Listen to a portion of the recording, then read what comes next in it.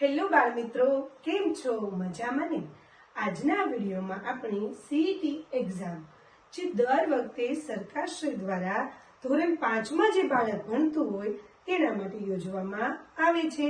આજથી આપણે એક સિરીઝ શરૂ કરવા જઈ રહ્યા છીએ, જેમાં રોજે રોજ સીઈટી એક્ઝામમાં જેવા પ્રશ્નો પૂછાતા હોય તેવા પ્રશ્નોનું આપણે અહીંયા સોલ્યુશન કરશું અને તેનો અભ્યાસ કરશું.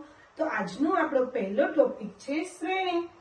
હવે શ્રેણીની વાત કરીએ તો શ્રેણી તમે આગળ કોઈ પણ એક્ઝામ દેશો, અત્યારે સીઈટી દેશો, આગળ એમએમએસ દેશો કે કોઈ પણ સ્પર્ધાત્મક પરીક્ષાઓ જેવી કે પોલીસની દેશો, ટેટની પરીક્ષા દેશો, તલાટીની પરીક્ષાઓ દેશો, દરેક પરીક્ષાઓમાં એન્ટ્રન્સ એક્ઝામમાં જે તાર્કિક પ્રશ્નો આવે તેમાં શ્રેણીનો સમાવેશ તો હોય જ.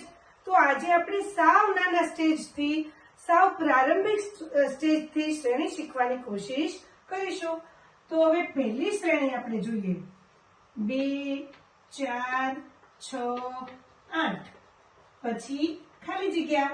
આને આપણે શ્રેણી કહેવાય. તો હવે પછીની સંખ્યા કઈ આવશે?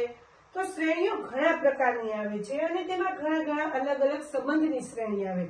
તો આજે આપણે જે શ્રેણી શીખીશું એમાં જોઈશું કે તેમાં કયો સંબંધ લાગુ પડે છે.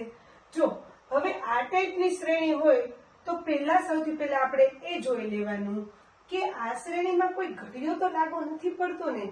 તો જોઈએ, 2 એકા 2, 2 દુ 4, 2 તેરી 6, 2 ચોક 8, તો 2 પંચા 10 અને 2 છ 12. તો પરીક્ષામાં ઘણીવાર ઘડિયાળને લગતી શ્રેણી પૂછાય છે. હજી એક શ્રેણી જોઈ લઈએ. આ 3 ના ઘડિયાળની શ્રેણી છે. જો બાળકો, 3 એકા 3, 3 દુ 6, તેરી તેરી 9, 3 ચોક 12.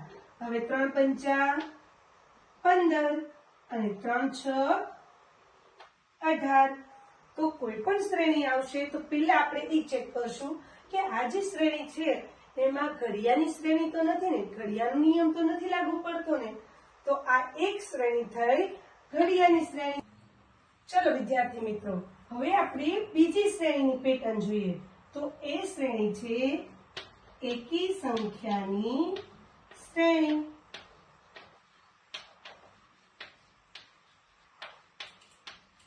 જુઓ બાળકો, હવે આ શ્રેણીમાં 1, 3, 5, 7 અને ખાલી જગ્યા.